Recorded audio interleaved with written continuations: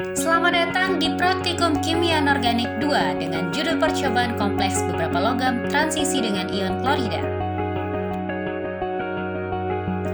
Percobaan ini memiliki tujuan untuk mempelajari pengaruh konsentrasi ion klorida pada pembentukan kompleks klor dari logam besi, kobalt, dan nikel dalam resin penukar anion. Berikut alat dan bahan yang digunakan pada percobaan ini.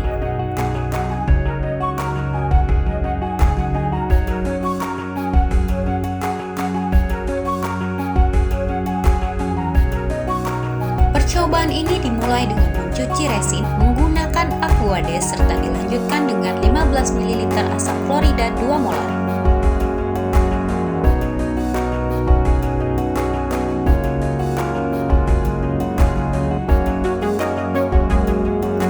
Katup buret dibuka untuk membiarkan larutan pencuci resin dapat keluar menuju wadah penampungan limbah.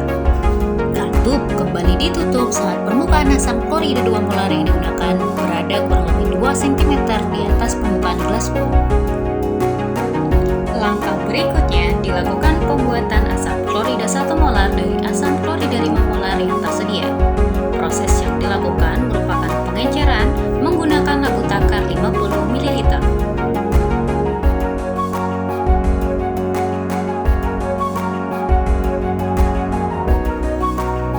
Langkah berikutnya, disiapkan larutan campuran logam yang terdiri dari larutan besi 3, larutan kobalt 2, dan larutan nikel 2 yang diambil masing-masing sebanyak 1 ml.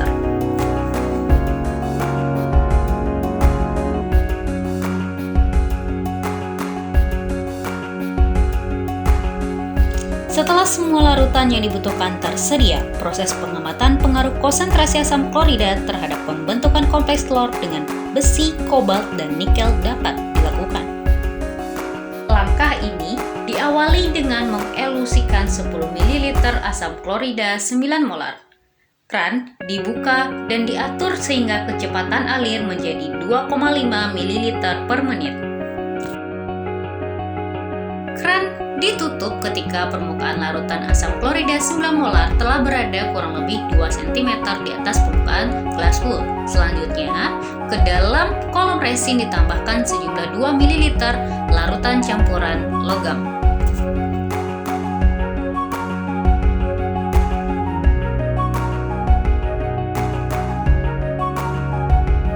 Kran kembali dibuka dengan kecepatan alir tetap diatur pada 2,5 ml per menit.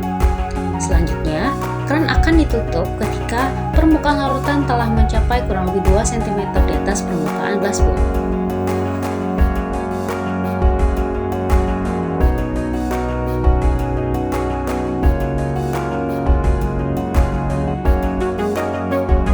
Pada tahap berikutnya, sejumlah 5 ml asam klorida 9 molar kembali dielusikan.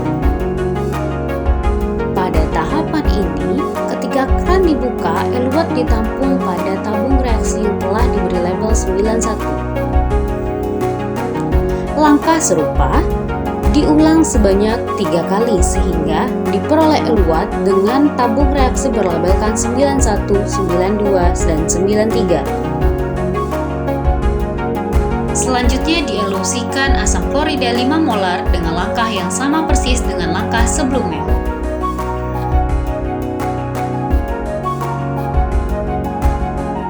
Hal serupa dilakukan sebanyak 4 kali pengulangan sehingga diperoleh eluat pada tabung reaksi 51, 52, 53, dan 54.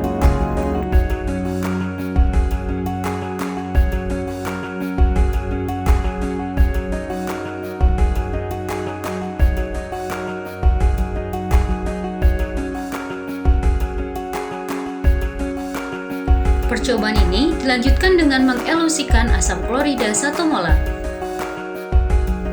Sejumlah 5 ml asam klorida 1 molar dielusikan ke dalam kolom resin dan eluat ditampung pada tabung reaksi dengan label 11.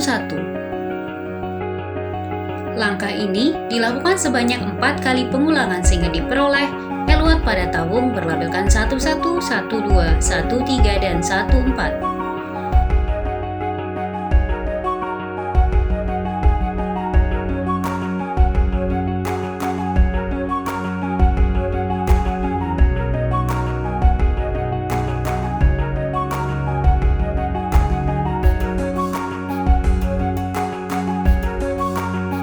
Dari proses percobaan ini, diperoleh 11 eluat pada tabung reaksi yang telah diberi nama sesuai dengan konsentrasi asam klorida yang dielusikan.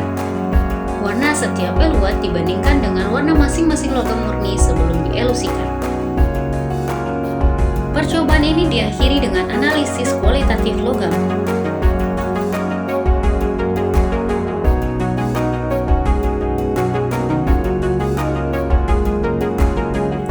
Analisis ini dilakukan dengan cara menempatkan beberapa tetes dari setiap eluat pada plat kaca yang diletakkan di atas kertas putih.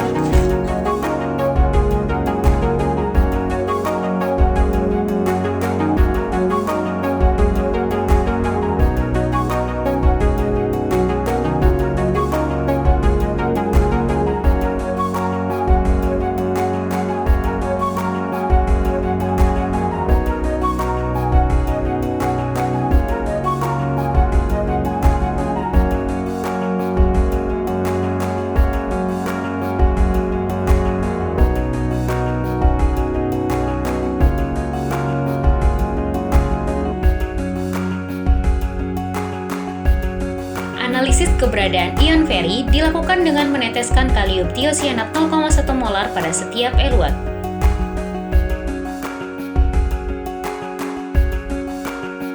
Warna merah bata akan muncul disebabkan oleh pembentukan ion feri tiosianat yang menunjukkan adanya ion feri pada eluat yang dianalisis.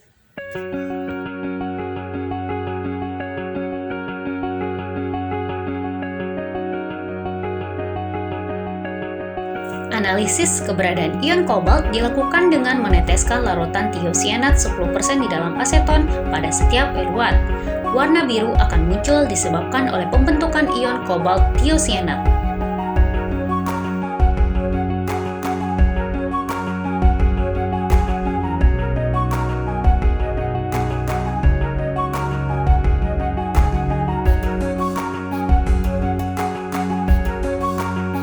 Analisis keberadaan ion nikel dimulai dengan meneteskan larutan amonia 15 molar untuk membuat eluat menjadi basah. Hal ini dipastikan dengan menggunakan kertas lakmus.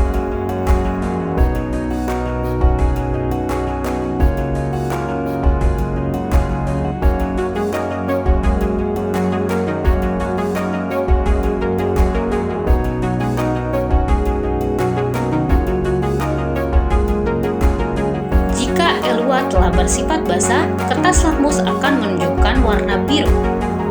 Jika terdapat kertas lakmus yang menunjukkan warna merah, maka larutan amonia 15 molar kembali diteteskan terhadap eluat tersebut.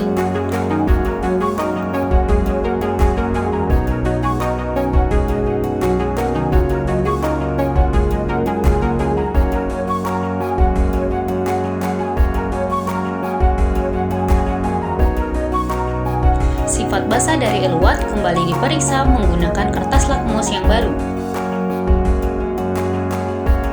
Setelah seluruh eluat bersifat basah, kepada masing-masing eluat diteteskan reaksi dimetil plioksid.